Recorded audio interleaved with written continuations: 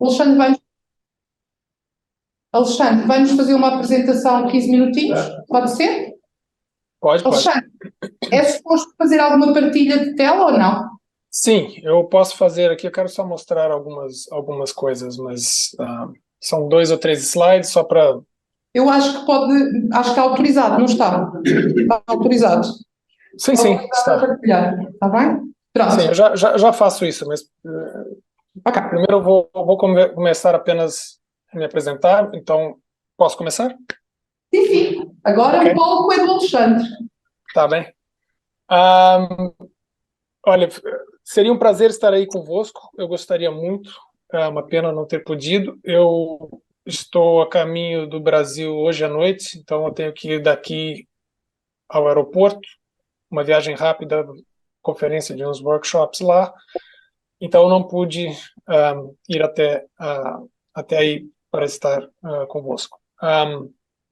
Eu trabalho muito com cenários de transição, com modelagem econômica, tecnoeconômica, de tanto uso do solo quanto do setor energético, muitos dos modelos que ajudam nas tomadas de decisão em relação a modelos a mudanças climáticas, mas também cada vez mais em relação à perda de natureza, de ecossistemas, de biodiversidade também. E eu trabalho muito, como eu trabalho com mudança do uso do solo, o principal driver, né, o impulsionador das mudanças de uso do solo historicamente tem sido a agricultura e, portanto, inevitável que eu trabalhe também com a agricultura, mas sempre olhando como a agricultura vai precisar se adaptar a uma nova realidade. Então, eu trabalho muito com aquilo que chamamos, em análise de cenários, de futuros alternativos. Então, o que são esses futuros alternativos? Né? Então, o que são cenários? Cenários, uma definição, existem muitas definições, mas uma que eu gosto muito é que os cenários são histórias do que aconteceu no futuro. Então, é o que aconteceu no futuro. Então, nós traçamos diferentes narrativas para como o futuro poderá se desenvolver, para com isso podermos explorar desafios, oportunidades, o que podemos fazer para lidar com incertezas e desafios emergentes que vemos, principalmente em relação a, a mudanças climáticas e impactos sobre os ecossistemas e também então, é o que nós chamamos de sistemas naturais e sistemas humanos, né? Então, sistemas energéticos, sistemas de uso do solo, mas também ecossistemas. Então, o que eu tenho dito muito é que nós precisamos, a sociedade em geral, precisa entender que o mundo está sempre em fluxo, né? A única coisa que é permanente no mundo é a mudança, é que o mundo muda. Mas mas ele sempre mudou dentro de certos parâmetros, de um intervalo que tem sido bastante estável em termos climáticos nos últimos 10 mil anos, que é o período em que as civilizações humanas se desenvolveram. O problema é que o futuro vai ser bastante diferente do que tem sido nos últimos 10 mil anos. Nós já estamos impactando, já temos impactado o sistema climático de tal maneira que certas coisas, certos pontos de equilíbrio estão sendo ultrapassados. Então, nós estamos ultrapassando o que chamam de tipping points, né, de pontos em que a mudança se torna irreversível. Então, com isso, eu vou aqui partilhar o meu primeira figura, e é uma figura muito, muito simples que eu mesmo fiz hoje à tarde para poder explicar para vocês o que se passa. Então, por exemplo, se pegarmos as 3 grandes crises que vivemos, podemos adicionar a essa crise também a crise de poluição, tanto do ar quanto da terra, quanto da água, mas as mudanças climáticas, a degradação do solo a perda da biodiversidade para a agricultura são crises que estão muito interligadas e que afetam a insegurança alimentar e que geram potenciais riscos de perdas econômicas. Então, se continuarmos na trajetória em que vimos nos últimos 100 anos, nos últimos 200 anos, esse problema nesse círculo vermelho vai se tornar cada vez mais grave.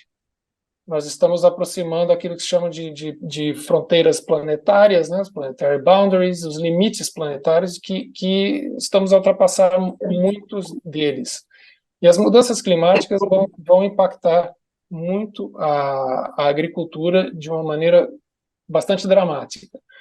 Então, não fazer nada significa ter que lidar com um mundo bastante diferente do que ele tem sido. Então, lidar com esses impactos, nos adaptar a uma realidade nova.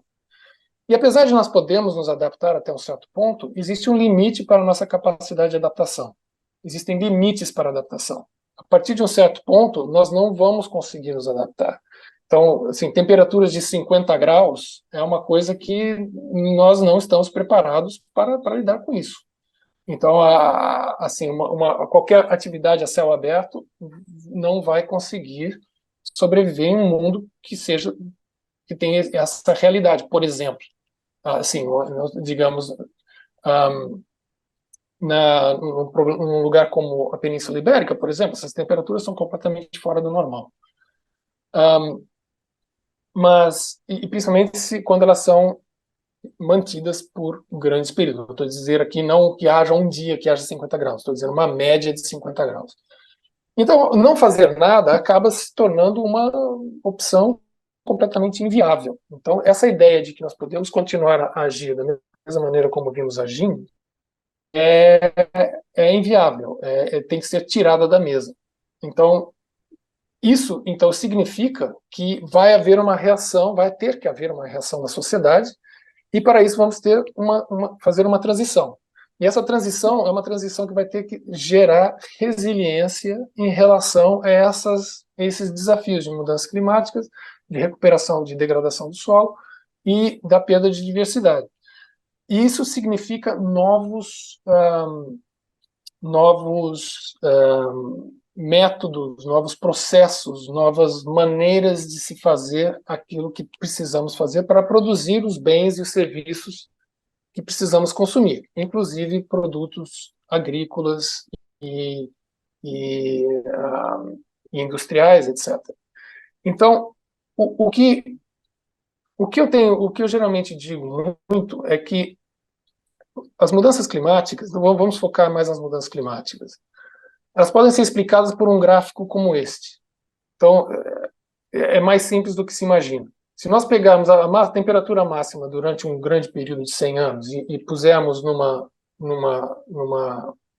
gráfico como esse, em que tem uma probabilidade dessa ocorrência de uma certa temperatura, ela vai cair numa distribuição mais ou menos assim, com uma média mais ou menos aqui ao meio, e o que as mudanças climáticas fazem é mudar essa distribuição para a direita, por alguns graus, 1 ou 2 graus.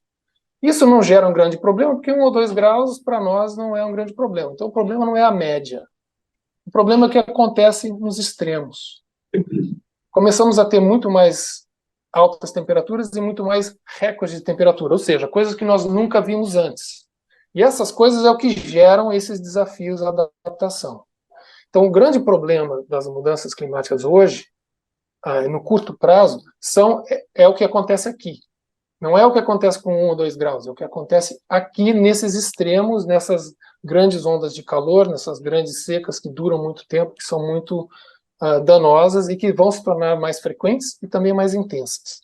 Isso vai variar de região para região, mas vai acontecer com mais frequência. Essa incerteza, imprevisibilidade de como será o tempo, por exemplo, numa estação de plantação, se torna cada vez mais acentuado. Essa incerteza se torna cada vez mais acentuada. Então, aquela previsibilidade que tínhamos com quando vem as chuvas, quando vem o frio,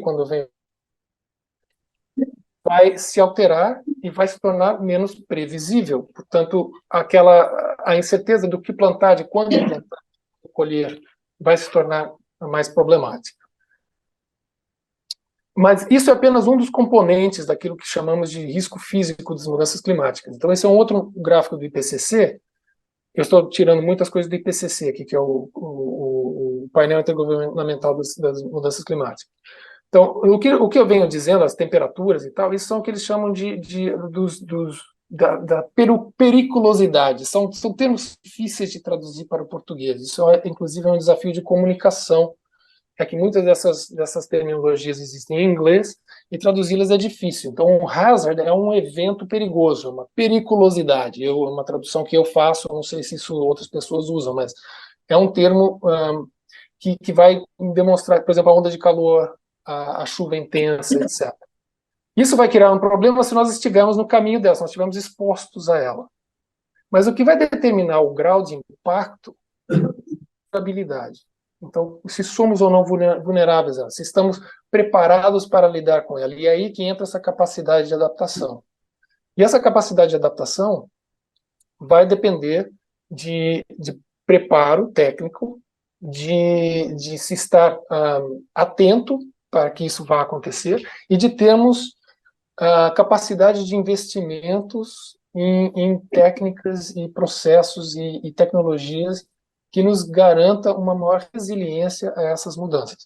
Então, a transição de que eu falo é uma transição que vai ter que não só lidar com essas mudanças climáticas que já vão acontecer, mesmo se nós parássemos de qualquer emissões, de repente a nossa pegada se tornasse zero, os impactos já existem impactos que são inevitáveis por causa de uma inércia nos sistemas naturais. Mas não só isso, como quanto pior ficarem os impactos dessas mudanças climáticas e da perda de diversidade e da degradação do solo, mais provável é uma reação da sociedade. Então, uma reação em termos de políticas e em termos de redução das emissões, por exemplo, o que vai impactar não só a indústria e os transportes, etc., mas também a agricultura. Então, uma agricultura de baixo carbono, que seja resiliente às mudanças que são inevitáveis, é aquilo que nós vislumbramos como o que será necessário desenvolver para o futuro. Isso que vai garantir uma viabilidade econômica das atividades num âmbito de um futuro bastante distinto daquilo que vimos nos últimos 100, 150 anos. E isso faz parte da estratégia da União Europeia, chamada Farm to Fork, fazenda ao garfo, ao prato, que seja, que inclui, por exemplo, a pegada climática, o fato de que existe uma transição global que vai acontecer. Isso vai trazer não só novas oportunidades, mas também maior resiliência. Então, o sistema alimentar, que vai desde o campo até o consumidor final, terá que ter um impacto neutro ou positivo no meio ambiente, terá que gerar alimentação suficiente, que seja nutritiva e que seja sustentável, enquanto ao mesmo tempo preservando o acesso ao alimento. E o acesso inclui também que esses preços não sejam completamente fora do alcance da maioria da população, ou de toda a população, idealmente falando. E também tem que gerar retornos econômicos justos para toda a cadeia de valor. Então, seja desde o fazendeiro, desde o produtor, até os distribuidores e etc. Então, isso é lindo no papel, mas é um desafio tremendo, é um enorme desafio poder realizar isto, esta visão. É uma visão, é aquilo que nós gostaríamos de conseguir realizar, mas existem muitos desafios. E esses desafios são problemas de mercado, são problemas de políticas contraditórias, são problemas de falta de informação, falta de tecnologia e etc. Então, mas nós não vamos conseguir resolver esse problema se não houver um esforço entre todas as partes. Então, toda a cadeia de valor, que vai desde o produtor ao consumidor final, precisa se juntar e estar sentado em torno de uma mesa comum para lidar com problemas em que e que vai ser um problema de lidar, de alguns vão abrir mão de algumas coisas para que outros consigam manter outras coisas, ou tomar implementar certos tipos de atividade. E esse que é o grande desafio do futuro. Então, de como fazer com que isso aconteça, para que nós consigamos realizar esta visão dentro de um mundo que vai ser completamente diferente daquilo que foi o século XX. O clima do século XX é um clima do passado, está se tornando cada vez mais um clima do passado. Então, com esses desafios é que nós vamos ter que lidar.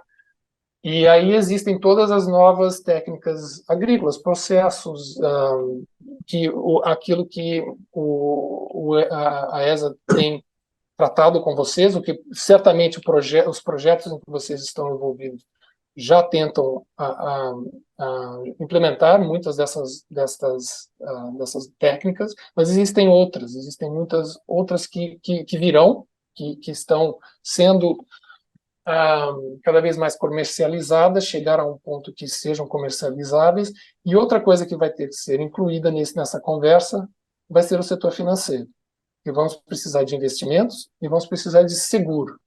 Então, um seguro que garanta um mínimo de rentabilidade para que, se houverem perdas econômicas, que no ano seguinte haja fundos suficientes para se reiniciar o processo da nova temporada, da nova plantação. Portanto, todo essa discussão de um extremo ao outro do sistema alimentar é aquilo que eu trabalho muito e que eu gostaria de interagir com vocês aqui. Eu sou brasileiro, mas vivo aqui em Lisboa agora, faz um ano já que vim para cá. Minha mulher é portuguesa, meus filhos são portugueses, e nós decidimos que íamos voltar para o Brasil, para Portugal. E então é isso que eu estou a fazer aqui. E já estou na universidade, na Faculdade de Ciências, na Universidade de Lisboa, e espero que na próxima ocasião em que haja uma reunião dessas eu possa conhecê-los pessoalmente. E acho que com isso abro para a discussão. E obrigado pela atenção.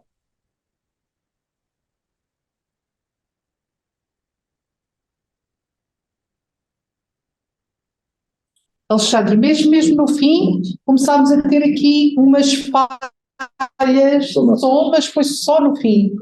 Por isso, não sei se, Alexandre, estamos a ouvir bem agora. Sim. Tá? Pronto. Então é assim, eu agradeço imenso. Acho que aquilo que nós falámos, dar exatamente esta abordagem conceptual do que deve estar nas nossas mentes e, enfim, na necessidade imperiosa desta transição, desta mudança, e que está nas nossas mãos, de cada um de nós, nas nossas missões do dia a dia, seja como agricultor, seja como investigador, até como consumidor, porque esta transição também inclui os hábitos de consumo e tudo aquilo que nós optamos para a nossa alimentação. Os sistemas alimentares incluem tudo isto. Portanto, eu diria, e pediria imediatamente, eu não vou aqui abrir nenhum espaço de conversa para já, pediria à professora Cristina para descer. Este pacote, este bloco que nós aqui imaginámos, era esta iniciação do colega Alexandre, doutor Alexandre. Eu nunca consigo dizer o nome. Koberle. É Koberle. Koberle, pronto, o Alexandre Koberle. E logo a seguir, então tínhamos a nossa professora Cristina, e eu encomendei, assim, um bocadinho. O que é que eu lhe encomendei? Pois. O que é que eu lhe encomendei? Tive o meu protocolo sobre as relações e a ecologia do solo. Pronto, eu já não sei o que é que eu lhe encomendei, mas efetivamente eu tenho que partilhar convosco que foi muito interessante algumas sessões que nós fomos tendo no verão, 3, a 4, a meia dúzia, e para mim pessoalmente foi incrível em termos de construção e achei que na primeira oportunidade eu queria mesmo que a professora Cristina e o Dr. Alexandre estivessem connosco para nos conhecerem.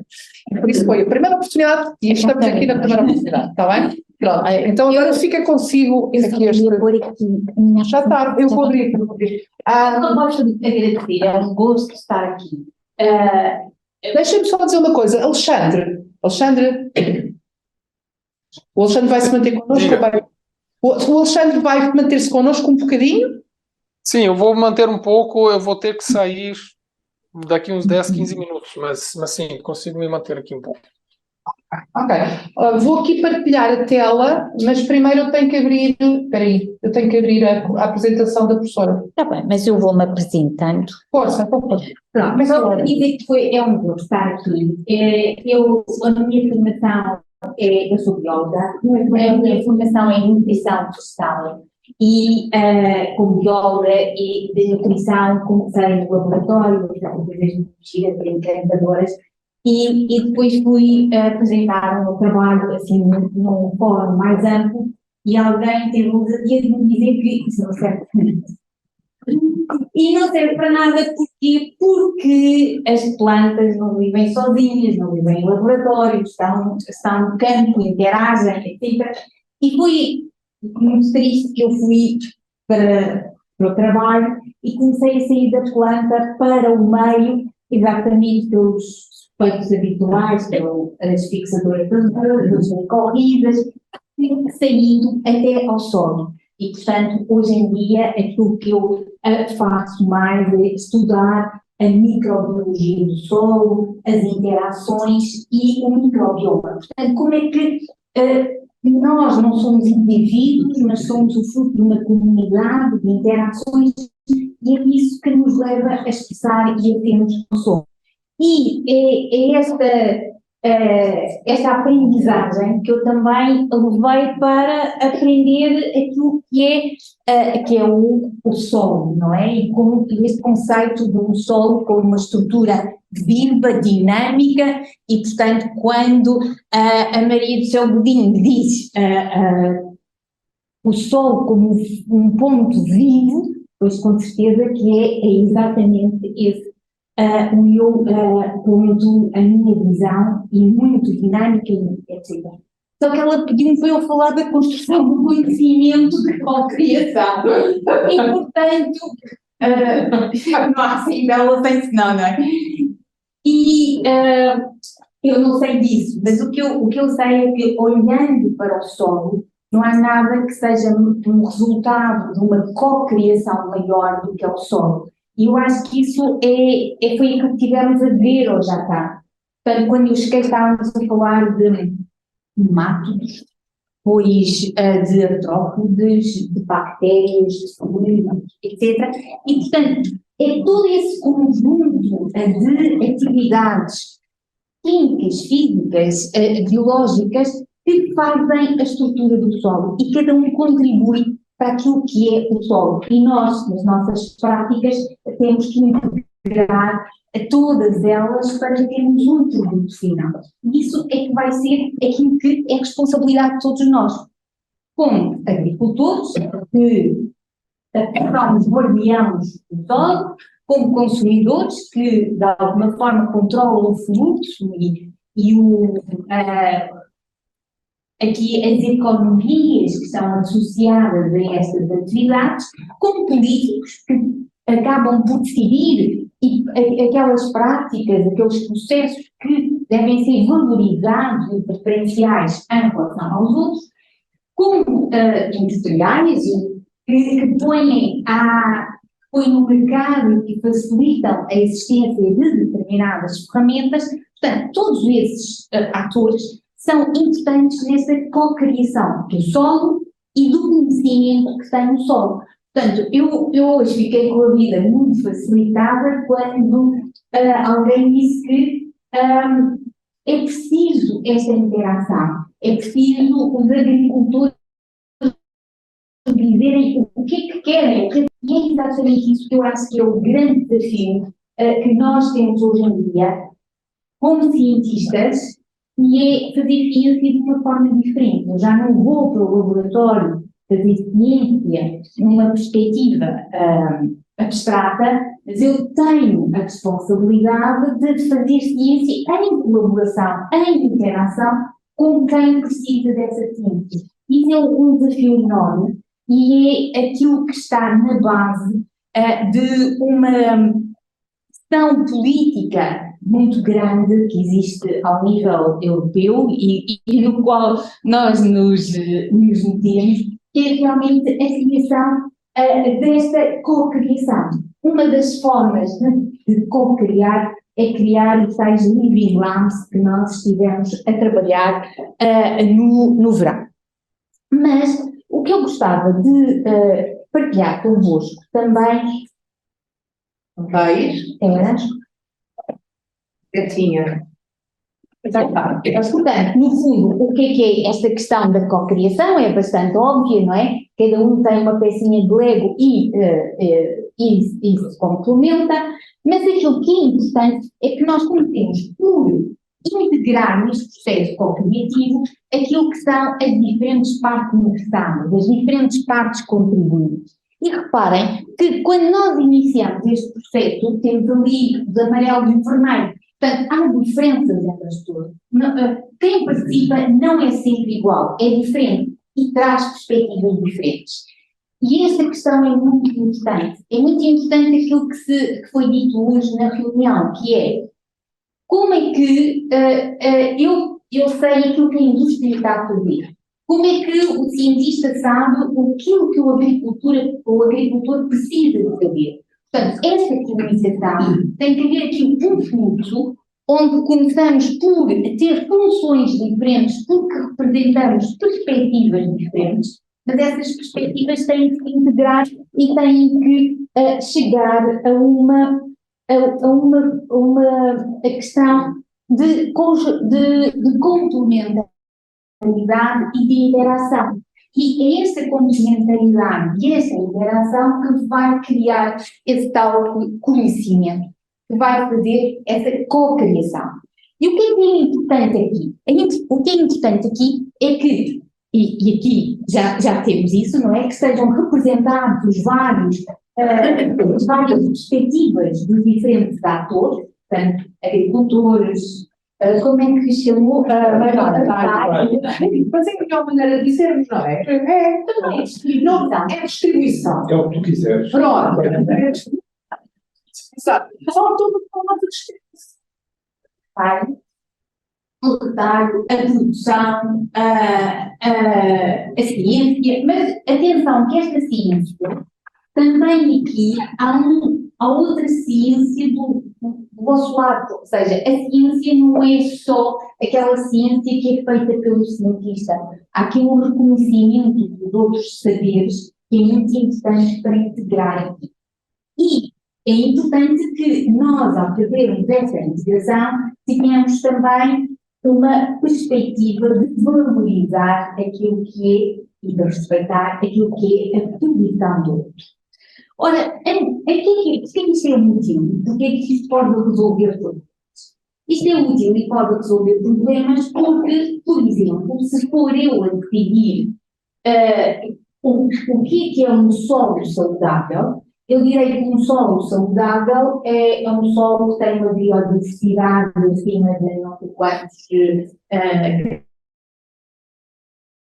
miligramas de carbono, que tem não sei quantas espécies disto e daquilo, mas eu ouvi alguém dizer que não aplica nada ou uma pastagem, não sei o quê, se está mais de 200 euros. Mais de 200 euros. Portanto, se calhar, esses 200 euros, para mim, não sou eu que não tenho interesse nenhum. E se calhar, para o agricultor que não está valorizado para aquilo que pode ganhar com a biodiversidade, também não está disposto a gastar mais de 200 euros, que é aquele capital que, pronto, arrisca-se, não é? Para ver o que é que dá. Portanto, há aqui esta criação de soluções que, por não serem tão extremas, são mais aplicáveis.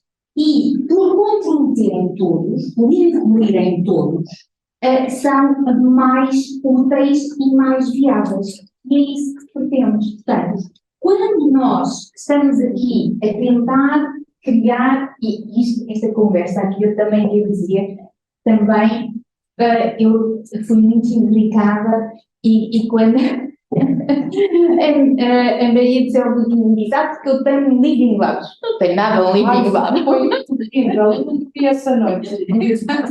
Não, sério. Sabe aquela criança que julga que tem uma coisa e depois não sei? Chove tudo, está a dizer, não me vi. Para que é que eu faço esse dia, vemos?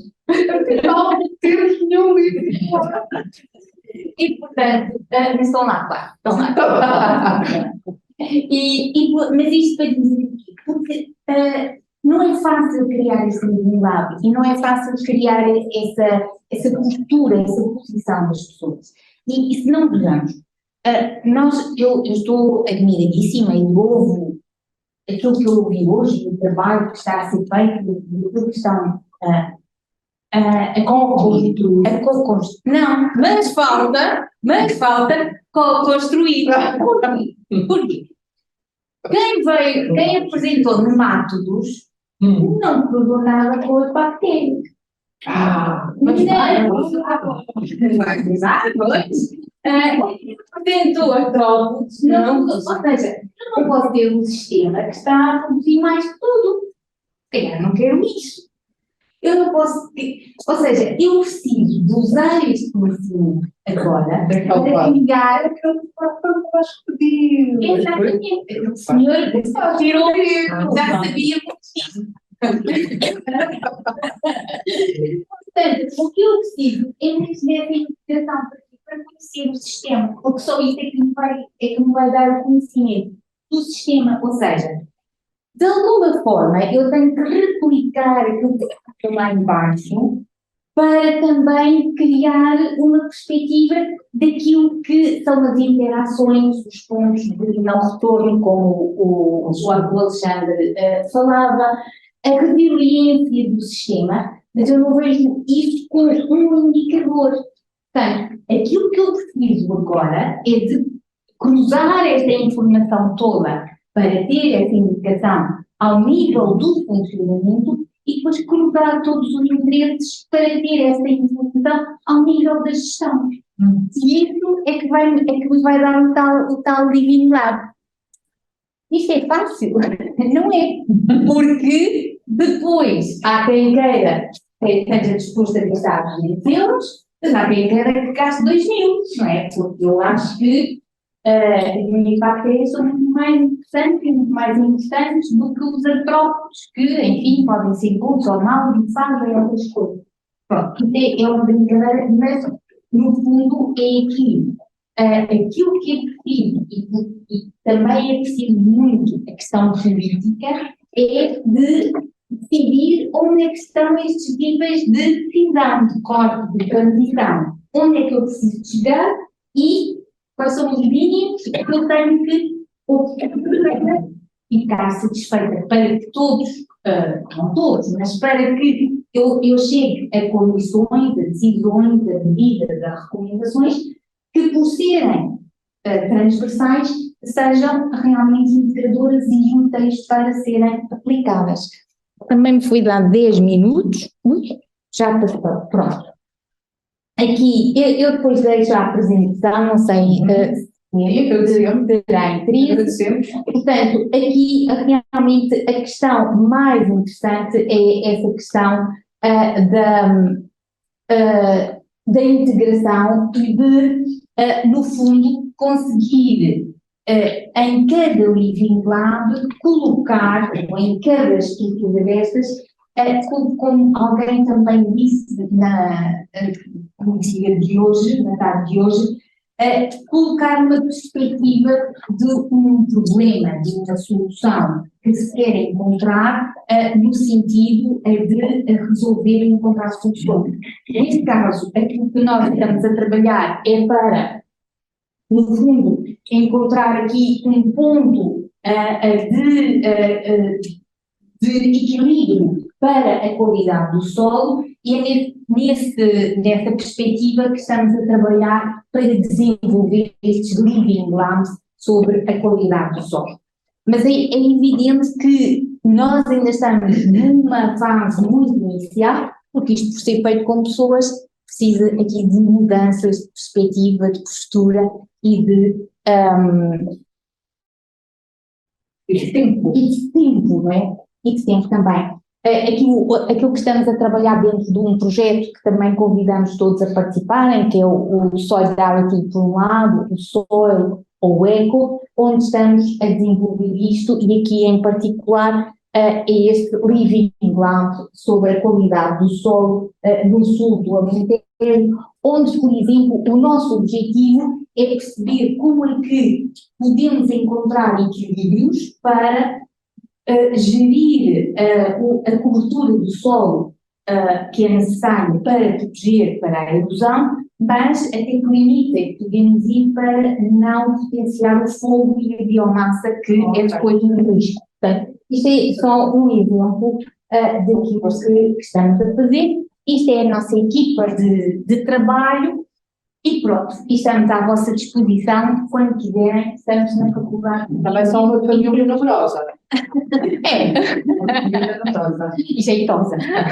Estamos mesmo a atingir o fim da primeira parte desta nossa sessão hoje, desta segunda parte, e portanto agora eu queria, se achassem bem, imediatamente para os dois projetos, e queria à colega Cláudia. Pode, entretanto posso tudo. Não é uma pergunta, mas o que deixou aqui no ar, acho que é importante refletirmos. A doutora disse que, na sua opinião, não se importava se o produtor gasta ou não gasta 200 euros. Mas na generalidade do consumidor, de hoje em dia, existe esta opinião pública que a biodiversidade, a rotação de suja, é tudo muito importante. E pressiona a distribuição. E a distribuição pressiona-nos a nós, bem, que é o consumidor que está a pedir, para fazermos esta biodiversidade. O problema é que ninguém está disposto a pagar. E quem arca com as consequências são os produtores, com o custo dessa biodiversidade que todos querem, mas ninguém está disposto a pagar por ela. É importante que nós temos a consciência que é importante a biodiversidade e que vamos tirar mais valias do futuro. Não podemos continuar nesta exploração de retirar porque o solo não chega a um determinado ponto, não nos vai dar mais. Mas é importante sabermos que para recuperar existem custos acrescidos e que todos temos que pagar para essa situação. Isso que diz é muito interessante, leva-nos a um outro tema, que são os novos modelos de negócio que existem e que ainda não estão divulgados, mas que já existem pontualmente, baseados e utilizando mesmo, fazendo dessa biodiversidade uma ferramenta e uma mais-valia. Portanto, é mesmo isso, só que temos que dar esse passo, e esse passo seguinte tem ter isso como no business, no negócio. exatamente. Mas há Ok, obrigada, Rodrigo. Mas esta conversa agora estaríamos aqui. Então, se tivéssemos um vinhozinho daqui da escola, se tivéssemos trazido um vinho, vai assim, seco, só que não dá.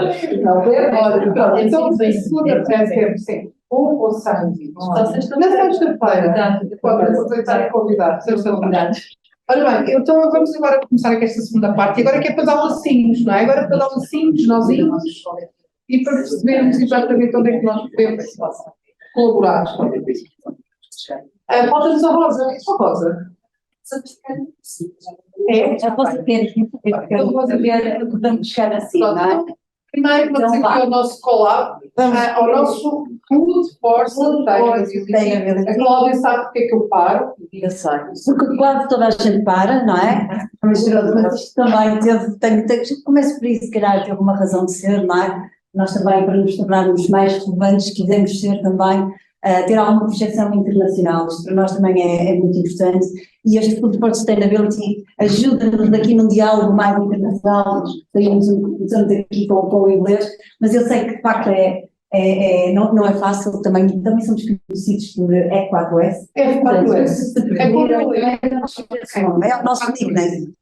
Portanto, antes de mais, eu agradeço, e é com muito gosto que estamos aqui. O meu nome é Cláudia, muito satisfeita por ver este diálogo entre académicos e entre produtores e agricultores. Acho que é deste diálogo, estas duas diferentes linguagens que nascem aqui projetos e que de facto se avança também em termos de ciência e em termos de implementação prática. Portanto, fico muito satisfeita.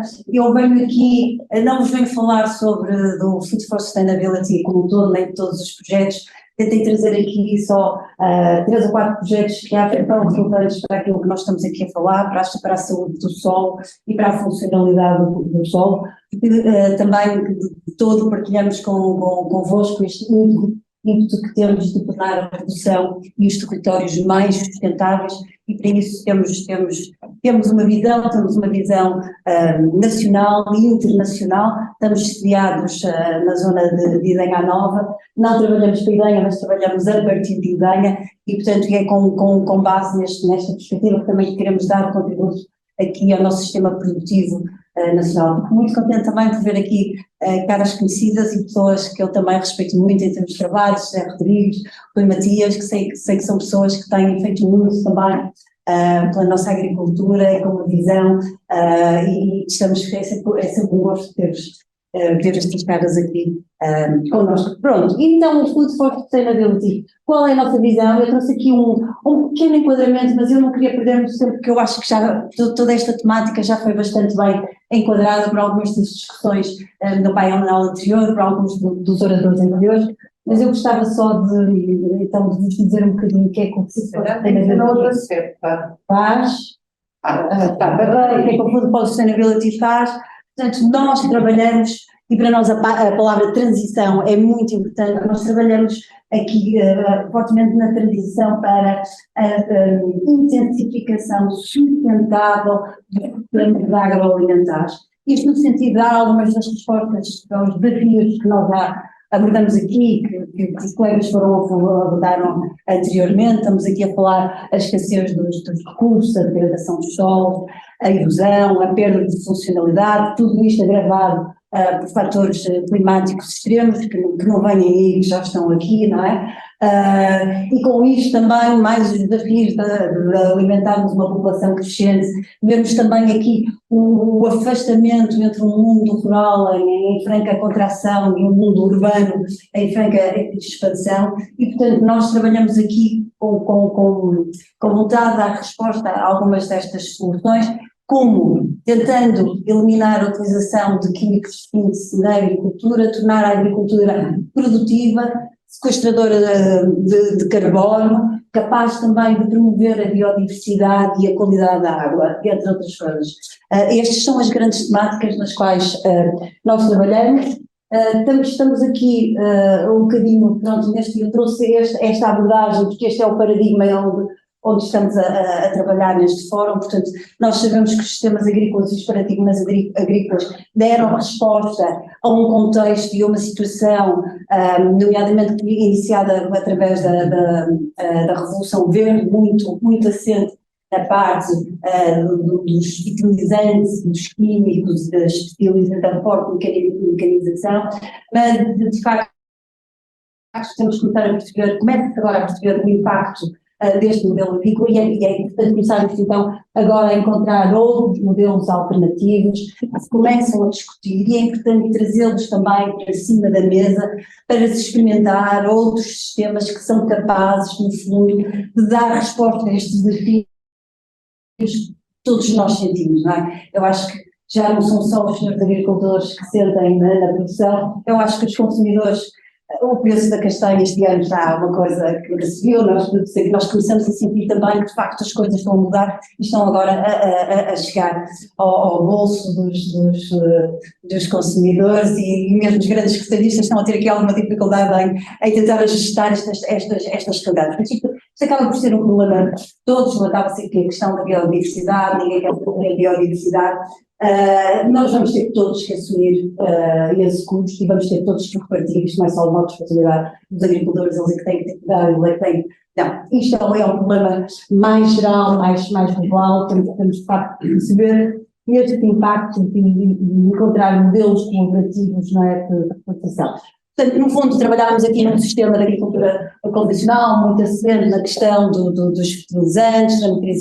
Estamos a tentar passar agora, no fundo, esta transição para sistemas mais baseados em compostos orgânicos, recuperar aqui a biodiversidade, a recuperação dos animais no equilíbrio dos ecossistemas e, portanto, fazer aqui esta transição para modelos que não são fundamentalistas, mas que fazem uma aproximação a algo que seja mais produtivo. E, aliás, isto não é só uma visão que é partilhada pelo Food for Sustainability. Eu não estive, mas já ouvi, vocês falaram aqui um bocadinho da PEPAC, claramente a PEPAC é um instrumento de financiamento que neste momento apoia a transição, não é? E neste momento temos um sistema que apoia esta transição, daqui a uns anos a transição vai deixar de ser apoiada, vão ser apoiados aqueles que fizeram a transição. Isto é algo que de facto está connosco e portanto o que é que nós tentamos? Tentamos perceber a passagem destas abordagens de monoculturas para aquilo que se esteve aqui a falar. Eu não sou especialista em gestão, o meu background é gestão, eu tenho um doutoramento em gestão. Não sou técnica, nem consigo responder perguntas técnicas, mas sou muito solidária com esta questão de quem é que paga, dos novos modelos de negócios e como é que nós fazemos isto funcionar para todos. Portanto, fazer aqui esta passagem em termos de práticas agrícolas, deixarmos que a agricultura seja vista como um grande emissor de gases de efeito de estufa e começar a percebê-la como um grande potencial de sequestro carbono, não é? Que existe, portanto, se as práticas forem dirigidas de outra maneira, e também, claro, naturalmente, estarmos aqui muito atentos a estas questões da rentabilidade e dos lucros e começar a perceber, eu acho que aqui é um trabalho, pronto, aqui estamos numa casa de solo e não numa casa de economia, mas tentarmos perceber como é que este trabalho de transição e trabalharmos com biodiversidades e com culturas, como é que isto depois se repercute de facto em ganhos económicos e em lucro e menos fatores de produção e como é que, apesar da produção até poder ser eventualmente menos, como é que em termos da exploração a exploração é mais rentável no final do ano. E, portanto, este também é um trabalho importante que nós temos que fazer. O que é que eu destaco aqui, gostava de trazer aqui para vocês, gostava de partilhar? Sem querer dizer o que é que entrar em tecnicidades, para nós, Food for Sustainability, parte desta transição parte por conseguirmos democratizar o acesso ao conhecimento do microbioma do solo, ou seja, conseguirmos fazer com que toda a gente queira aceder ao conhecimento sobre as comunidades microbianas, bacterianas, fúngicas, enzimáticas, o que é que está presente em cada um dos solos e com isto conseguir aferir quais as soluções e quais as funcionalidades do solo que estão de facto a ser cumpridas e aquelas que estão a ser inibidas pela presença ou ausência de algumas destas comunidades microbianas. Portanto, para nós, um dos trabalhos fundamentais e que nós queremos dedicar mais atenção e, no fundo, queremos, digo outra vez, democratizar o acesso é esta parte do microbioma do solo, que, como percebem, é uma parte que é relativamente nova em termos de científicos. A ciência também tem que aprender muito com o contexto específico de cada agricultor, de cada ecossistema e, portanto, conseguirmos trabalhar aqui funcionalidade com base na parte biológica, não é? No fundo, nós tentamos sempre complementar aquilo que já é muito conhecido em termos de ciências do solo, que foi sempre muito trabalhada, que é a parte química e a parte física, mas começamos agora a perceber que a parte biológica é uma parte tão importante, ou se calhar até mais importante, que estes micro-organismos são depois responsáveis, de facto, pela estrutura do solo, não é? Parte física, pelas propriedades químicas, a disponibilidade de nutrientes, a capacidade de transformação da matéria orgânica, de facto, em elementos que, de facto, estejam disponíveis à planta e que permitam um crescimento saudável, uma resiliência a stresses e combate a pragas e doenças. Portanto, para nós, esta parte das propriedades biológicas é o ênfase que eu queria deixar aqui convosco, é para nós muito importante e vou-vos já explicar alguns mecanismos que nós temos de... Portanto, nós no fundo queremos, de facto, com este conhecimento, que qualquer agricultor, qualquer produtor consiga de facto perceber qual o estado do seu ciclo de nutrientes, como é que estamos em termos de bactérias de produção do crescimento, a possibilidade de fitorremediação, a regulação do clima, e portanto é aqui também nesta área, porque não é só esta área que o Food for Sustainability trabalha, e é aqui que também queremos muita aproximação também com os agricultores. Mais uma nota para vos dizer que o Food for Sustainability não é só isto. Portanto, nós somos um laboratório colaborativo, somos uma entidade privada sem fins lucrativos. Os laboratórios colaborativos visam a resolução de problemas específicos da indústria com base em soluções científicas. No fundo, é esta aproximação entre cientistas e a indústria. Nós trabalhamos em 5 grandes pilares.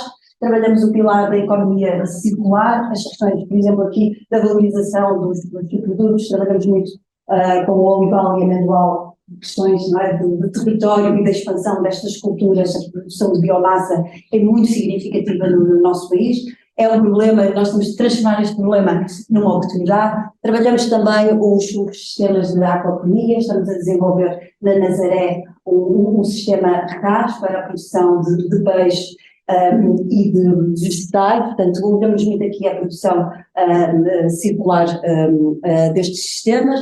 A agricultura sustentável já falamos, as questões do território, do capital natural, voltar a chamar a atenção aos recursos endógenos, a sistemas como, por exemplo, o montado, que são sistemas mais adaptados, mais resilientes, tentar integrá-los de alguma forma com as atividades e promovê-los, as questões do ecossistema, sequestro de carbono, biodiversidade, gestão da água, e depois tentamos fazer a ligação entre estes sistemas e esta agricultura mais sustentável e mais com base em sistemas naturais e a saúde humana através da alimentação, através, por exemplo, da densidade nutricional dos alimentos que vem deste tipo de agricultura. Portanto, fechamos o ciclo, vamos desde o solo até a saúde humana. E como eu disse, nós falamos em transição, estamos a falar aqui de mudanças de paradigmas, mentalidades muito enraizadas. Portanto, temos aqui a nossa Academy, que eu coordeno, portanto é a parte aqui mais educacional, temos programas de ação, divulgação e disseminação. Temos também o nosso evento anual, onde proporcionamos, portanto, este diálogo e esta criação de redes colaborativas, identificação, desafio, de onde é que estão as possíveis soluções, até de mecanismos de financiamento, e temos também aqui a parte dos hackathons, que é essencialmente a resolução de problemas. Temos, como laboratório colaborativo, somos privados sem fins lucrativos, mas temos que ser sustentáveis nas nossas atividades, também nós temos que dar esta palavra nas nossas próprias atividades. Portanto, o desenvolvimento das nossas atividades centra-se muito aqui em algumas atividades mais de base, que têm a ver com investigação e desenvolvimento, com disseminação. Temos um grande ênfase na transferência de conhecimentos, e eu vou já pedir ao Nuno para falar um bocadinho sobre isto, na utilização de demonstradores e projetos piloto, ou seja, para testarmos estas abordagens, para vermos como é que elas funcionam, para aprendermos todos juntos e depois, então, aqui poder oferecer produtos e serviços que sejam de facto úteis e que ajudem a caminhar nesta transição para sistemas mais sustentáveis. Agora, vou pedir ao engenheiro Nuno Serra, da direção do Food for Sustainability, para vos falar de 3 projetos específicos, de mecanismos de financiamento que nós temos para poder ajudar a parte produtiva. Muito obrigado, foi um prazer estar aqui. Isso do engenheiro não era preciso. Eu não usei, devem ter reparado. Mais Não é fácil. para usar, até porque Mais fácil. pronto, com esta atividade nós acabamos por ter aqui vários enxertos. Ora bem, o Polo de Inovação Digital é uma rede que foi criada de Estou sozinho, não sei porquê, teve vontade própria. Tem. Eu fico aqui no quarto. Então, eu não queria ficar à frente, acho que vou passar aqui para este. O Polo de Inovação Digital é um dos 17 polos em Portugal, é o polo para o setor agroalimentar, faz parte de uma rede europeia com mais de 400 polos, são estruturas de proximidade, que é suposto falarem a mesma língua, estarem próximas de vários setores e que apoiam a digitalização. É claro que o apoiar a digitalização muitas vezes implica intervir naquilo que são os processos e os sistemas produtivos das empresas, sejam elas na agricultura, ou na transformação, ou na defesa, ou nos transportes. Portanto, os polos acabam por ter aqui uma responsabilidade também de ajudar a transformar os próprios negócios com a adoção de tecnologias digitais. Este polo é um consórcio de 27 parceiros, muito abrangente. Estamos em operação desde outubro do ano passado, mas ainda somos muito jovens e isso tem estado a arrancar devagarinho, até porque os mecanismos de financiamento demoram o seu tempo e, no nosso caso, em Portugal, a opção foi financiar através do PRR, portanto, mais uma vez, é mais um PRR com mais regras diferentes e com uma dimensão apreciável. Em particular, o que é que este polo apoia? Ações de qualificação e formação, e isto vai desde a literacia digital básica até à formação em tecnologias digitais avançadas. Agora fala-se muito da questão da cibersegurança, da inteligência artificial e da computação de alto desempenho, mas temos o blockchain, temos a realidade aumentada, temos uma série de outras tecnologias que estão e a Europa quer financiar e quer potenciar no tecido produtivo. Para além disso, o grande ênfase está nos projetos piloto. E isto cai dentro de uma categoria que chamaram testar antes de investir. Isto é, antes de uma empresa tomar uma decisão de investimento, de adotar em grande escala um conjunto de tecnologias digitais, sem saber que impacto é que isso pode fazer para a empresa, está aqui este serviço. Portanto, na prática, aquilo que nós fazemos é, chegamos a uma empresa, identificamos quais é que são os principais desafios, definimos prioridades, roadmap a 3 anos, que é para fazer agora, faz-se já, capacitam-se as pessoas e fazem-se os pilotos para que a empresa possa perceber, no seu caso concreto, qual é que é o impacto e qual a tecnologia pode fazer. E no processo capacitar as suas pessoas para usarem essas tecnologias. Não é um financiamento que dê para comprar computadores e software e já está, não é isso. É criar as condições para que quando a empresa decidir fazer o investimento, já estar capacitada e já saber o que é que a tecnologia faz por si. Em termos de financiamento, estamos a falar de um apoio que vai até aos 75%. Estamos a falar de 50% de financiamento base PRR, até 25% pode ser utilizado em auxílios de Estado, e aqui há 2 tipos de auxílios de Estado: auxílios à inovação, que vão desde a investigação e desenvolvimento até aos estudos de viabilidade. Portanto, tudo o que cai aí no meio de desenvolvimento experimental, portanto, os pilotos caem nessa categoria. No caso do agroalimentar, temos uma dificuldade, é que os auxílios mínimos têm uma exclusão que diz que aplica à produção, processamento ou distribuição alimentar. Portanto, temos aqui outro serviço que pode ajudar, e é ir à procura de outras fontes de financiamento para estas iniciativas. O quarto serviço é networking. Eu tenho estado a saltar a ordem. O networking é basicamente criar eventos e condições para ligar as empresas com os inovadores que podem trazer a tecnologia para resolver estes problemas. E o último é o apoio a startups, que acaba por ter aqui também enquadramento, se bem com a execução daquilo que serão outros programas de apoio a startups, os vouchers, as incubadoras e aceleradoras. Há muita coisa a acontecer para quem tem uma startup hoje em dia. Não era o caso quando eu criei a minha primeira empresa há muitos anos, mas hoje em dia estes apoios existem.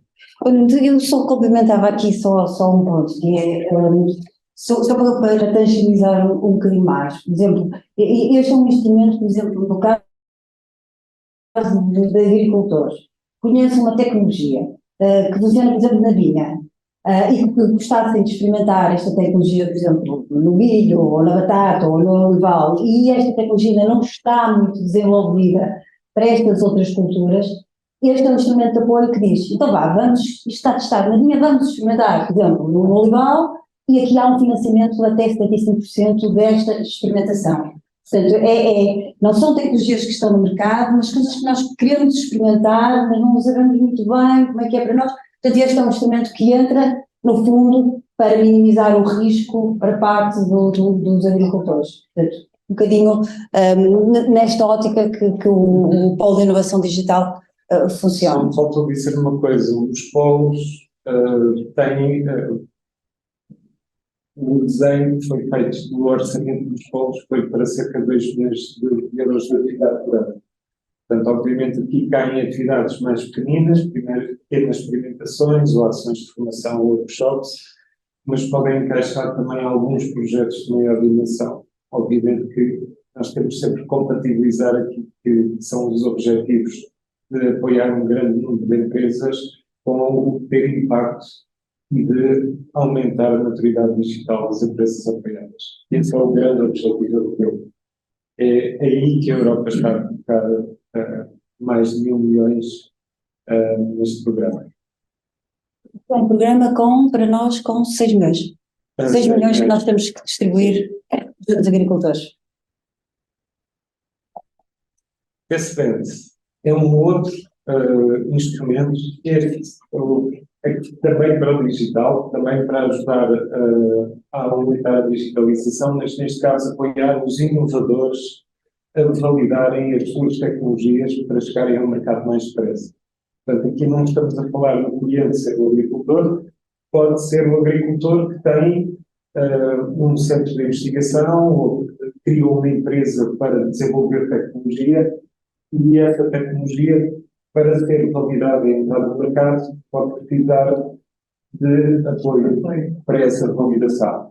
Portanto, este instrumento foi criado e temos 30 testbeds em Portugal para diferentes objetivos. No nosso caso, nós estamos muito focados na produção e 2/3 dos serviços do testbed são para produtores permanentes e 1/3 para produção em meio aquático. Portanto, a aquacultura, a Cláudia há pouco falava do projeto da Zaré, não é só um projeto, vai ser uma instalação para se suportar a indústria e as unidades de maior dimensão que vão ser instaladas cá em Portugal, e alguns que já estão a funcionar no norte da Europa. Aqui o objetivo obviamente é diferente, é quem está a desenvolver essa tecnologia poder levá-la para o mercado mais depressa. Um bocadinho sobre o nosso laboratório. Sim, a Cláudia há pouco falou da microbiologia do solo e nós sentimos essa dificuldade, porque esta democratização precisa de capacidade de resposta. Portanto, aquilo que nós temos vindo a fazer tem sido utilizar uma tecnologia comercial. Portanto, não estamos a fazer investigação, estamos a utilizar essa tecnologia e onde estamos a complementar essa tecnologia com o uso de outras fontes de informação para ajudar a melhorar as recomendações e aquilo que é o desenho dos projetos pilotos. Esta tecnologia, o que nos dá são aqueles indicadores que o Cláudio referiu de macro e micronutrientes, resiliência a fatores bióticos e bióticos e fatores de crescimento. Portanto, isto assim em grandes blocos. E, no fundo, esta falta de capacidade leva-nos a ter que mandar amostras de solo para outros países. Temos enviado para muitos países consoante a capacidade posta dos laboratórios e, neste momento, estamos a instalar um laboratório cá em Portugal para, precisamente, fazer toda a parte do wet lab destas análises biológicas microbiológicas. Portanto, esse é um laboratório que foi inaugurado no edifício há uma série de anos, e que está instalado em Arruda dos Vinhos, debaixo de um chapéu chamado Arruda Lab, do qual aqui o técnico de Santarém também é um dos fundadores. É um programa que nasceu de folha em branco e neste momento já começa a ter mais coisas escritas. Portanto, essa foi mais uma coisa que escrevemos nessa folha, foi criar esta capacidade laboratorial cá em Portugal. Então, se calhar eu agora aproveitava e falava só brevemente sobre alguns programas que nós temos de capacitação aqui no agroalimentar. Portanto, sentimos que há necessidade de promover este conhecimento muitas vezes que os próprios agricultores e agricultores utilizam, é muito tácito e utilizam todos os dias e sabem o que é, mas não conseguem codificar. Não só os seus agricultores, mas também os jovens licenciados. E então, ou as pessoas que estão a trabalhar no setor, por exemplo, no retalho, que trabalham com e que têm que fazer decisões de compras, de frescas e todas as implicações que isso tem. Então, o que é que nós fizemos? Desenvolvemos aqui 9 módulos, a biologia de solos, biofertilizantes, sequestro de carbono, vermicompostagem, biocontrole, que são aulas por especialistas e que nós disponibilizamos a todos os que estejam interessados, podem ver ao seu belo ritmo, ao seu lazer. Nós temos também aqui uns pequenos quizzes só para a consolidação destes conhecimentos e, portanto, permitir às pessoas também ganharem aqui outro conhecimento e outro fundamento sobre estas questões que nós temos vindo aqui a falar, sobre o que são as comunidades bacterianas e as fúngicas e quais são as suas relações com as funcionalidades do solo. Portanto, desenvolvemos aqui estes módulos que estão abertos para todos que queiram participar e eu depois faço publicar através da lista estes links para, se tiverem interesse, espreitar e aprender um bocadinho mais sobre estas temáticas, porque importa também criar aqui este bichinho sobre o que é que estas coisas são e o que é que elas significam e, de facto, o que é que elas representam. Temos também agora a iniciar, no dia 27 de novembro, aquilo que nós chamamos uma escola de inverno. Abordamos outra vez aqui as questões da saúde do solo, que isto para nós é muito querido, mas desta vez fazemos coisas ligeiramente diferentes. Trazemos aqui a parte dos cientistas da ciência, estou sozinho, trazemos aqui a parte da ciência, mas trazemos também a parte dos casos aplicados, dos agricultores que trabalham com estas questões todos os dias, como é que eles veem a ciência, como é que a aplicam, quais são os desafios, quais são as dificuldades, e promover aqui também nós vamos ter connosco, por exemplo, aqui o José Rodrigues, um apaixonado em grande, há muitos anos, que trabalha com micorrizas, com muitas aprendizagens, muitos desafios, e portanto trazer também as pessoas que no dia-a-dia têm que lidar com a ciência e, portanto, criar aqui um espaço também de partilha. Serão 10 dias online, vamos ter tradução por simultânea, português, inglês, português, porque queremos os portugueses, mas também queremos os internacionais, queremos esta comunidade toda junta, queremos ser de facto aqui também um grupo, eu sei que este trabalho de grupo é sempre mais difícil, que chatice, aquele colega fala muito e aquele musical, mas também é assim que nós partilhamos experiências, é assim que nós conhecemos pessoas, é assim que nós conhecemos problemas comuns, que nós encontramos desafios. Portanto, temos aqui resolução de casos e vou partir com vocês esta resolução de casos. Já deu origem a uma startup, já tivemos um grupo que se conheceu online, tinha um desafio em carbono e hoje em dia é uma startup que é de Carbonite, se quiserem ver. Portanto, também para vos dar aqui algum alento que este trabalho vale a pena. Eu também vos deixo aqui neste link, e estes programas têm as chancelas do EITE, que é uma instância internacional de promoção, desenvolvimento de novos produtos e serviços ligados ao alimento, e portanto também existem aqui algumas oportunidades de financiamento. E por último, porque o tempo passa rápido, quando falamos das coisas que nós gostava só de partilhar convosco também o nosso evento anual, o nosso Aidanha Fidelar, no fundo é aqui um fórum mais alargado, porque aquilo que nós estamos aqui a fazer é trazermos no mesmo evento, durante 3 dias em Monsanto, uma aldeia histórica de Portugal, todos juntos num comboio que sai de Lisboa, rumamos via Miotejo, chegamos a Monsanto, estamos durante 3 dias a debater as questões do agri-food, onde temos agricultores, temos cientistas, temos o retalho, temos o poder político, as gáveis, temos uma série de intervenientes, Tem um comboio para e até temos o comboio, e portanto, ou seja, é um fórum que estamos todos descontraídos e onde podemos, de facto, estamos todos de igual para igual, onde podemos debater e onde podemos discutir, e convido-vos também a estarem presentes, é dia 17 a dia 19 de novembro, é uma fim de semana, se não puderem vir os 3 dias, venham pelo menos um dia, venham nos respeitar, venham nos conhecer. No domingo vamos ter um passeio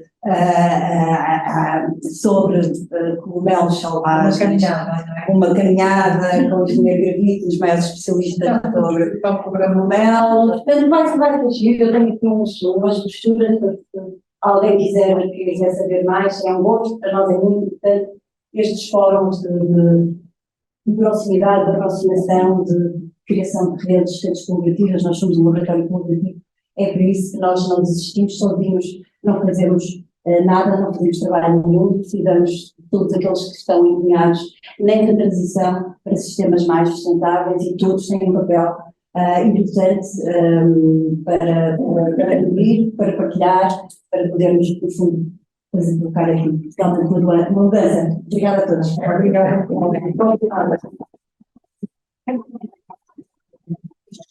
Enfim, então, fantástico, nós ficamos aqui muito mais tempo. Vamos encerrar com a colega Paula Guilherme da DRAPC.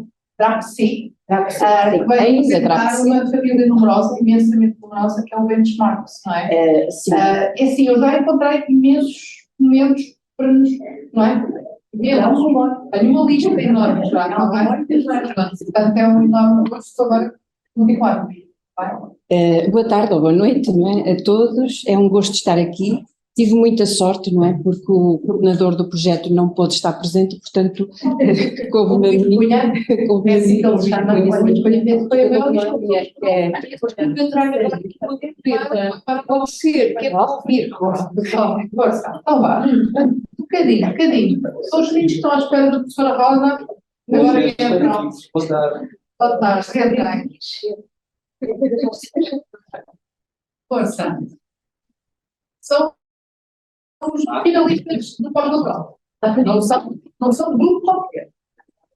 Isso só me deixa ainda mais satisfeita e com uma responsabilidade maior na mensagem que eu vou transmitir. Não é? Mas estava eu a dizer que tive sorte, não é? Porque, de facto, o Dr. Luís Cunha, que é quem, por parte da Universidade de Coimbra, coordena o projeto, não pôde estar presente, e como nós somos parceiros do projeto, coube-me a mim e através aqui da colega e amiga Maria do Céu, portanto, estar aqui hoje, o que é de facto uma honra e constitui uma tarde muito produtiva. Lamento não ter trazido uma apresentação, mas de facto pronto, isto foi da semana, dos últimos dias para hoje, Sabugal, exatamente, de desenvolvermos um workshop no âmbito deste projeto, que eu, digamos assim, já vos vou dizer como é que isto funciona. Antes de passar ao projeto, também me sinto na obrigação de vos dizer que, enquanto técnica da Direção Regional da Agricultura, este tema me é caro. Enquanto responsável por um polo de inovação, também na mesma direção regional, volta a ser um tema que me diz muito. Enquanto pessoa formada nas ciências agrárias e que está a desenvolver e a trabalhar muito nos modos de produção sustentável, nomeadamente nas práticas relacionadas com o modo de produção biológico, portanto, digamos que faz todo o sentido, independentemente do projeto, né, eu estar aí também na plateia a participar e a ouvir-vos e a aprender muito sobre todas estas questões. Agora, virando aqui para o projeto, e também pegando ali num termo que a professora Cristina referiu, que foi o co-construir, nem de propósito, não é? Portanto, eu venho como parceira do projeto Benchmarks, financiado pelo Horizonte Europa, apresentar-vos sumariamente o projeto que, traduzido, não é, se refere à construção de uma rede europeia de caracterização e harmonização de abordagens de monitorização para a investigação e conhecimento em solos. Portanto, isto é um projeto financiado pelo Horizonte Europa, temos 27 parceiros de 11 países. Portanto, é mesmo uma família muito grande. Talvez a melhor forma de eu ir falando do projeto é dizer-vos o que já aconteceu. O projeto foi aprovado, portanto, teve início em janeiro de 2023, são 5 anos, portanto, de duração até dezembro de 2027, janeiro de 2028, desculpem. E quando, digamos assim, houve a aprovação do projeto, a primeira fase foi de facto reunir todos os parceiros, portanto todos os elementos que fazem parte destas tais 27 entidades, em 3 dias de trabalho, de forma a perceber como é que, quando foi construída a candidatura, todos fomos contribuir, à medida daquilo que nos era pedido, não é? Mas depois como é que vamos transferir aquilo que colocámos em candidatura para a realidade. E também foi muito interessante perceber que as abordagens dessa grande família e as formas de estar e de ver algumas situações não são idênticas, não são iguais. Portanto, eu venho aqui do centro, vocês estão no Ribatejo Oeste, não é? Uma Ribatejo Oeste que é uma referência inteira da produção agrícola, produção agrícola de forma empresarial, na nossa região, não é?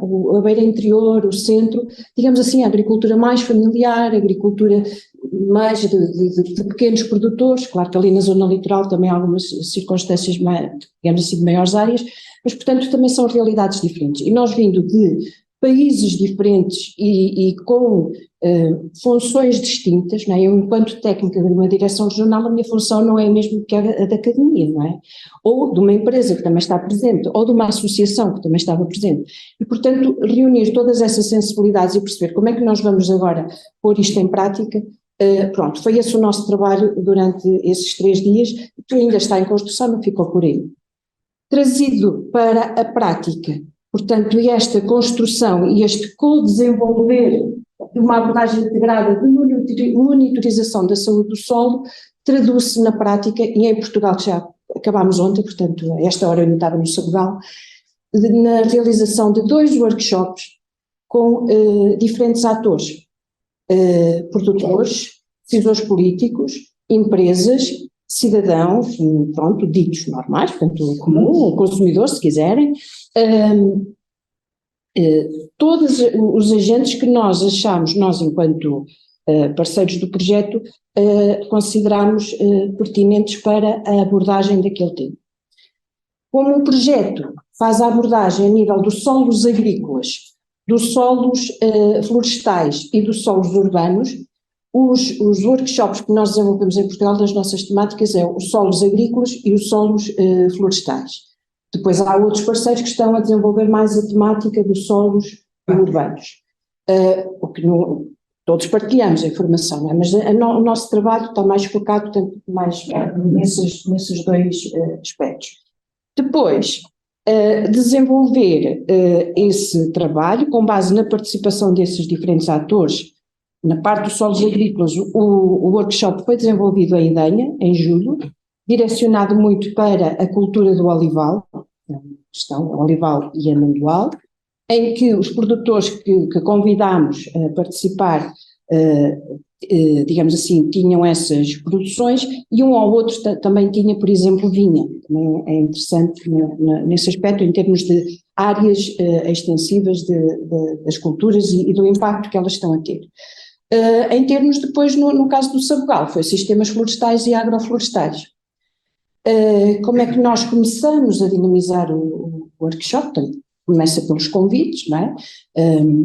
Direcionados, não é aberto ao público em geral, portanto, mas sempre dizemos se houver alguém que considere pertinente, portanto, esteja, portanto, direcionamos também os convites à academia, pronto, a diferentes entidades, e a questão que colocamos logo de início, portanto, há ali um pequeno, digamos assim, momento de aquecimento, não é, para nos conhecermos a todos, mas depois começa-se por perguntar, afinal, o que é isto da saúde do solo.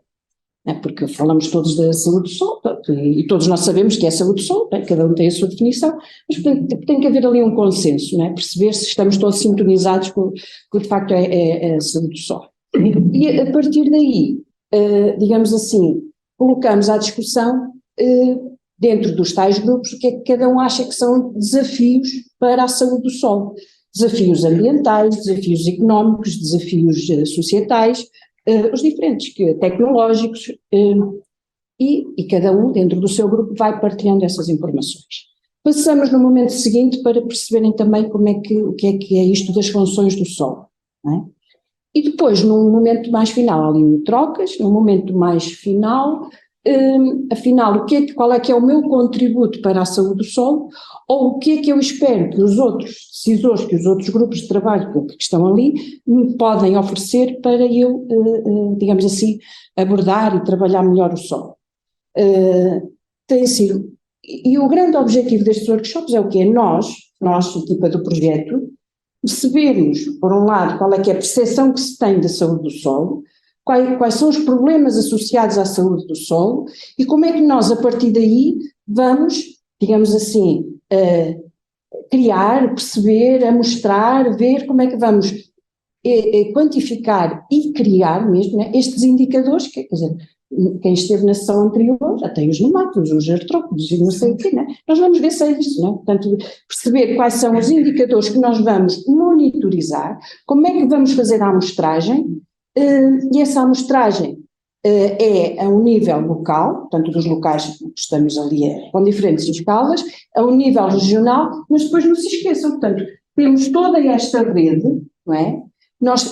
O que nós considerarmos, que isto é uma rede europeia, portanto não é uma rede só para o centro, ou só para o sul, ou só para o norte, ou o que for, temos que avaliar tudo o que nos é dito em todos os workshops que vão decorrer nesta área, para depois fazer, digamos assim, criar a tal, o que será, o que é que aqueles grupos nos disseram que eram os problemas e como é que nós vamos criar esses tais indicadores, uniformizá-los de alguma forma, se é que é possível, e depois também delinear o trabalho prático, a tal amostragem. E esse trabalho prático é interessante, pronto, desculpem aqui agora estar, mas está fresquinho esta parte aqui do workshop de ontem, não é? Que é as pessoas dizerem-nos que nós precisamos que isto seja feito, nós achamos que isto deve ser desta ou daquela forma, não é? Mas depois a grande pergunta é, então agora vocês vão fazer isso tudo, e depois como é que chega cá o que nós vamos fazer, o que é que fica no terreno, o que é que, pronto, qual é que é o feedback, não é, no fundo? E isso, quer dizer, eu estou a associar àquilo que foi dito ali, não é? Portanto, não faz sentido nós andarmos aqui a fazer, quer dizer, todos nós temos belíssimas ideias, é uma maravilha, mas depois, quando vamos transpô-las, não é, transferi-las para o setor, que é aquilo que nos interessa, não é? Não era aquilo que era preciso. Afinal não era aquilo, portanto, e essa questão, reparem, pessoas que tiveram contacto pela primeira vez ontem com o projeto, que nós no final de uma sessão idêntica a esta, então o que é que acharam, o que é que não acharam, o que é que colocam, então vocês estão a fazer o projeto e depois, como é que é? O que é que vem para cá? E é uma grande responsabilidade, quer dizer, Estamos a falar de muita gente envolvida, de muitos, além do valor, né, muitos euros. Mas também é gratificante ver que nos diferentes grupos, e temos decisores políticos, temos elementos da DEGADRE, temos, pronto, das câmaras, de diferentes associações, etc. Portanto, ver a forma, a perspectiva com que eles veem a questão da saúde do solo. Para termos as conclusões da sua tão interessante. Vai ser, portanto, é uma das coisas que eles nos pediram, não é? Portanto, agora o que é que vamos fazer? Vamos trabalhar os dados. Os de IDENHA já estão mais ou menos, mas nós precisamos de articular tudo isto. E vamos trabalhar com os workshops que estão em paralelo a decorrer com os outros parceiros, não é? O primeiro teste de ferro foi em IDENHA, não é? De facto foi um desafio, mesmo para nós que estávamos a dinamizar, não é? Vai ser desta forma, vai ser daquela. Agora, também nos parceiros está uma associação europeia que são os Climate Farmers, que eu aconselho a irem seguindo a atividade deles e etc. Que tem, e portanto eles têm uma postura muito saúde, fraternidade, amor, pronto, que também é uma energia positiva, não é? Que trazem para o trabalho e que é interessante, portanto, do meu ponto de vista, a filosofia de ver e de estar nas coisas. E foi gratificante, portanto, no primeiro workshop que eles estiveram connosco, ontem nós tivemos. Agora, mais do que isso, portanto, temos este projeto, portanto, três abordagens, portanto, solos agrícolas, solos florestais, solos urbanos, a diferentes escalas, local, regional, depois mais sim, e cujo grande objetivo, lá está, é a criação dos tais indicadores, mas que criação ou definição? Poderá ser as duas coisas, poderá ser as duas coisas, não é? Nós neste momento estamos a palpar terreno, não é? Palpar terreno, mas quer dizer, não é? Com um grande objetivo. E claro que está aqui uma grande responsabilidade. Agora, fugindo talvez um pouco deste projeto, este projeto e daquilo que foi dito aqui, do meu ponto de vista, e agora trago o COTM para o pé de mim, enquanto direção regional e o COTM, não é? Nós temos uma grande responsabilidade que é articular todo este conhecimento, acho eu, porque estamos envolvidos numa série de parcerias, e agora vamos para o PRR, não é?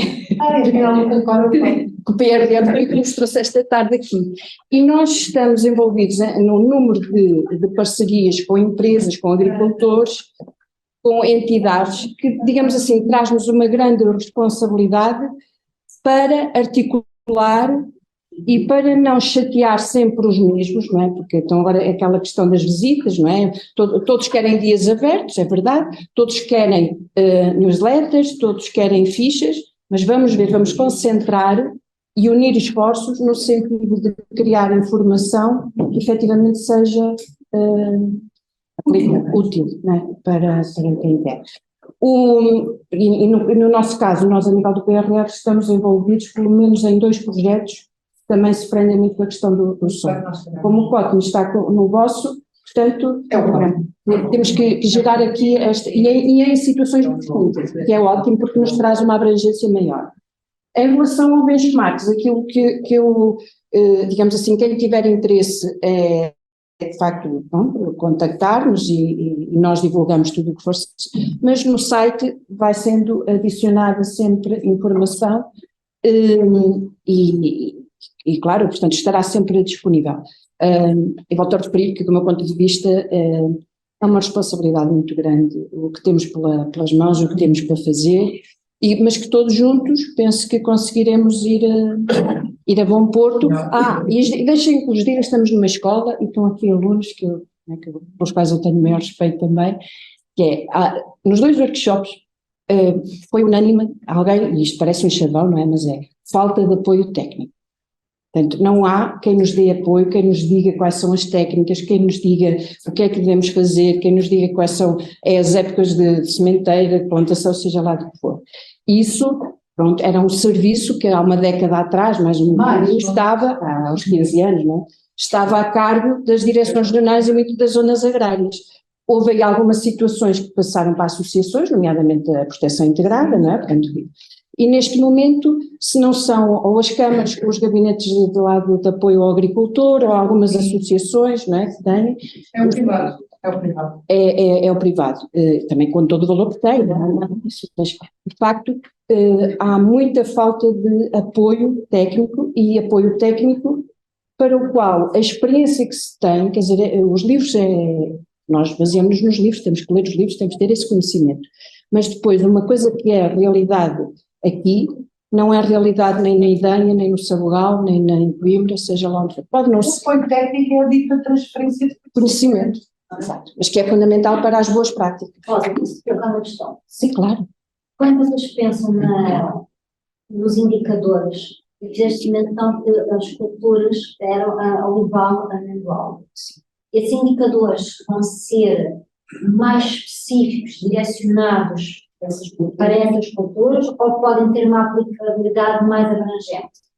O nosso objetivo, portanto, no primeiro passo, é essas culturas, portanto, a questão do local, né? E também articulados, nomeadamente com os colegas de Espanha, e com modos de produção distintos, o biológico, o dito convencional. Mas a ideia é depois perceber dentro desses indicadores qual é que é a aplicabilidade que eles têm a nível regional. Sim, é que tem. Ok, se nós trabalharmos todos em rede, se calhar conseguimos rapidamente chegar. Isso é que eu disse que vocês aqui no Sol First to Life estão a trabalhar. Sim, desculpa. A trabalhar. O foco é ordem industrial. Mas que não invalida, lá está, trazer esse conhecimento integral quando nós estamos a fazer depois o estudo final. Cada indicadores que são. Sim, claro. Porque vai vir ao hospital com o mesmo. Sem dúvida.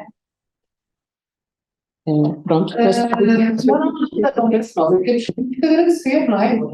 Alguém quer fazer alguma pergunta relevante antes de irmos embora? Ou um comentário para se pensar? Não, eu estava a pensar, tipo, quando se estava a dizer os fatores que influenciam a saúde pessoal.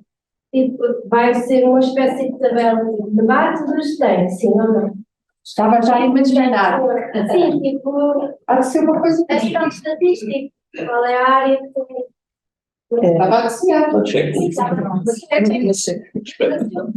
Sabe, isto, especificamente, a nível de micro-organismos, de estrutura, eu acho que baralho, é necessário termos anos e anos de dados. Sim, Mas se calhar será uma mistura, portanto tem que ser uma mistura de diferentes indicadores, onde a parte da sociedade também entra. Portanto, a paisagem, tem um bocadinho de checklist, um sol da relação, um sol. Nós estamos habituados às receitas, não é? Checklist. Mas isso na Porto aqui. Basta estar uma checklist em Braga, uma checklist lá na Marlagem. Só do sol, só do sol. No norte da Europa não tem nada a ver com o sol. Temos estas cabeças todas a pensar, não é? Mas já se notou, naqueles 3 dias de trabalho da parceria, já se notou. Será mesmo por áreas ou por tipos de sol? Nós estamos a fazer caminho nesse sentido, a tentar perceber, né, estamos no início, né, qual vai ser de facto o resultado final que melhor se adapte a cada circunstância, mas também que seja de facto execuível e perceptível. Portanto, eu não vou dizer se não vai ser tabelas ou vai ser... Norte da Europa. Claro, não. Está no bem em cima da Europa. O espaço já existia. Claro. Sim, mas quando contamos com todos, não é? Claro. Eu tenho estado a dizer uma coisa que não tem nada a ver com isso, mas tem a ver com aquilo que a União Europeia está a tentar fazer, que é uniformizar a forma como nós fazemos em todos os sítios da Europa, como é que temos indicadores, como é que estamos a fazer a monitorização. No caso dos polinizadores, também estamos a chegar à grande conclusão que a Europa tem que mudar o paradigma, porque de facto a uniformidade na Europa toda é impossível. Portanto, estamos aí na mesma onda. Sim, este projeto já está de acordo, portanto, ou vai ao encontro da nova diretiva. A questão da monitorização e da biodiversidade. Mas quer dizer, como nós não temos exatamente as mesmas circunstâncias, não temos o mesmo tipo de ecossistema, se calhar nós queremos a mesma coisa. Aquilo que nós, a meta que nós queremos é a mesma, mas não pode ser nem os mesmos indicadores, nem os mesmos métodos. Não, de todos. Vamos ver, mas vão-se mantendo e vão exigindo de nós também, não é? O mais importante aqui é que estivemos todos juntos, dissemos caros, ligámos as caras aos nomes, tivemos uma ligação do Soil Life First a outras entidades e outros projetos em curso. A escola de Santarém abriu as portas a outras pessoas e outras entidades, e isso, para mim, o objetivo está cumprido. E, portanto, eu, em meu nome e em nome da escola, senhora diretora, por favor, diga qualquer coisa, agradecimento e bom que, afinal, mantivemos aqui a sala praticamente cheia, com a ajuda dos estudantes da faculdade. E pronto, eu diria que terminamos, depois de não terminar a conversa, não é? Estas redes têm que continuar. Aliás, era interessantíssimo, daqui a um tempo, voltarmos a perceber quais são os indicadores que são. Para já é a amostragem. Nós estamos a verificar, perceber como é que vamos fazer a amostragem, não é? Para ver se chegamos lá. Daqui por um ano, ia selecionar os casos de estudo. Claro, olha, aqui não é nada que nós tivemos critério, não é? E que sabemos que a distribuição, ou retalho, como estamos a chamar, está Nós estamos solicitada. Não, Nós já nos solicitamos, portanto, estamos a solicitar à produção que faça um determinado percurso e que trabalhe para determinados indicadores. E eu fico com algum receio que possam estar a caminhar no sentido de querermos valores muito imediatos e esses valores não sejam os mais adequados para os nossos objetivos, até porque as realidades são muito diferentes. é difícil para os consumidores, não é? Exatamente. Querem, ok, um Uma coisa que se perceba. ou seja, Mas estou muito naquele papel, neste momento, de, ok, a gente percebe as alterações climáticas, ok, a gente percebe a série de eletricidade, proteção do sol, essas coisas todas. Mas diz-me o que é que tu estás a fazer em prol disso? Esta história que a gente tem que contar. E depois as pessoas cada vez, consumidores, consumidores em geral, são mais, hoje em dia, mais literados do que eram. Muito mais complicado em termos de desafio de comunicar e depois não podemos enganar. Aquela história dos chicos perto acabou-se. Não há. E alguns são muito exigentes ao ponto de... Não, qualquer expressão que a gente utiliza, ou qualquer coisa que diga, eles depois vão querer saber e vão pesquisar. Já digo, vamos ter mas fala, por exemplo, tal qual. voltando aqui, desculpa, só para acrescentar um instante, nós nos workshops é como se não soubéssemos nada, ou seja, nós botamos a bola para lá de lá.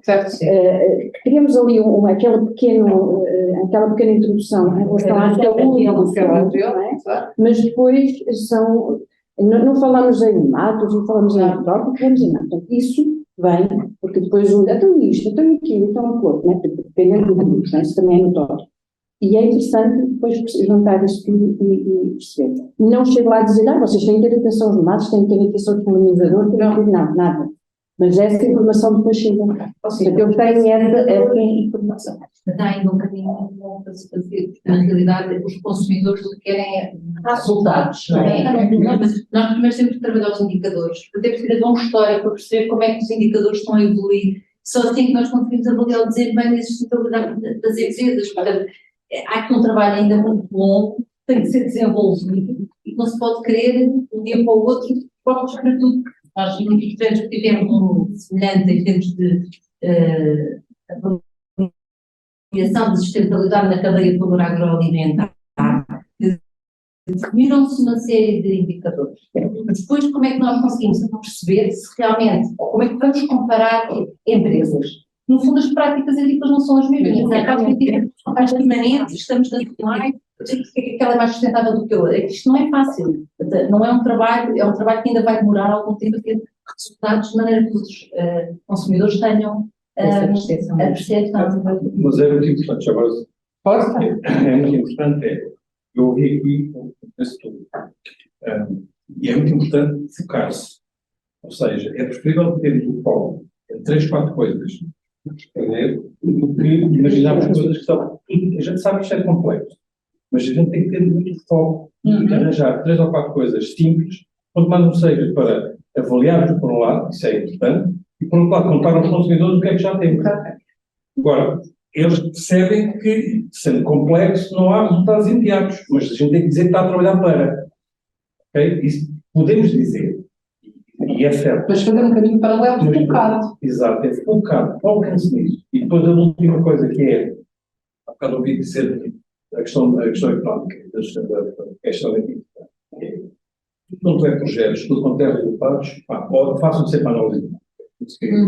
A produção não pode perder dinheiro. A produção tem que ganhar dinheiro. E eles também têm que ter a noção que qualquer técnica nova simplesmente estão a poupar noutras coisas. E esta é a visão. Mas é partilhar a visão com eles. A visão tem que ser partilhada. Eles têm que estar envolvidos nisto. Isso é difícil. O Rodrigo quer acrescentar qualquer coisa, não sei. Vamos lá ver uma coisa. Eu, enquanto consumidor, eu quero os morangos lá na prateleira sem agroquímicos. Mas não me peça a mim para ir ao supermercado, ao seu supermercado, a pé.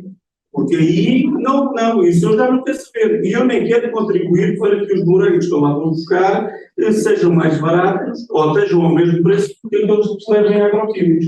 Nós também temos que começar, enquanto consumidores, nós somos consumidores, produtores, ou são transformadores, e estamos aqui também na sala com os distribuidores, temos que começar a educar-nos enquanto consumidores e os outros consumidores e temos que todos contribuir. Não é só quando somos consumidores é que exigimos ao outro. Eu exijo ao Rodrigo, enquanto consumidor, enquanto produtor, que tem que fazer toda a biodiversidade e todos os produtos como deve ser. Mas o Rodrigo, enquanto consumidor, tem que ir na sua mordomia do seu carro, buscar os alimentos quando estão ali a 2 km. Eu podia muito bem ir a pé. Nós temos que travar esta Isso é muito complexo, tem a ver com... Temos que ser todos sustentáveis, não é? É horrível. É horrível, não é? Nós instalados no telemóvel, cada O que é que já está a gastar? E a conclusão que eu essa é mais fácil de entender. Mais reciclagem. Eu acho que volta outra vez ao bolo de sermos reciclados. Ninguém tem plano por parte. Se falar de sustentável uma forma, também se pode perder na sustentabilidade, não é? Lá está, se levarmos esses é o extremo, temos em casa não fazemos nada. Nós temos que estar conscientes dos trade-offs que fazemos, assumimos, não é? E depois ter um discurso e ter um comportamento condizente com aquilo que assumimos. Ainda hoje estávamos a falar do nosso evento anual, eu disse, vamos ter um jantar sustentável. Perguntaram logo, Cláudia, o que é isso de um jantar sustentável? Eu disse, pois, o que é um jantar sustentável? Na minha cabeça, estávamos a falar dos fogais, dos tipos pouca pegada de carbono, mas de facto... Sim, deixamos de ter vontade. Vamos estar para junto.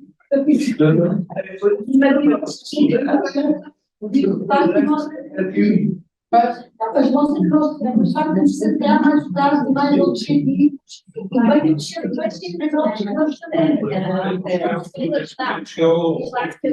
mim, cada 24 terras, Eu acho o que não vai fazer? eu acho que quem quer começar a mudar tem que ter um caminho. Focar-se nesse caminho, todos os anos, perceber que esse caminho está consolidado. E ir procurando variáveis, que é o que nós temos feito. Quando chegamos aqui aos 24 anos já temos muitas variáveis, esta é que é a verdade. E pronto, vamos ter mais. Isso consegue-se medir, porque consegue-se medir no dinheiro que nos fica a mais, nos recursos que gastamos a menos e no produto de melhor qualidade que vamos ter na prateleira. E uma coisa fundamental é ter escala. Se nós não tivermos escala, nada paga para trás. Não vale a pena andarmos aqui pela horta, que essa não vai pagar contas. E essa não vai mudar o mundo. Quem vai mudar o mundo são os grandes operadores dos serviços. E esse é que nós temos que convencer que isto Tem que mudar. tem que mudar. É uma mensagem Adiante, esperando. Obrigada por estar aqui. Mas é um bom momento de encerramento. Lamentavelmente temos que encerrar.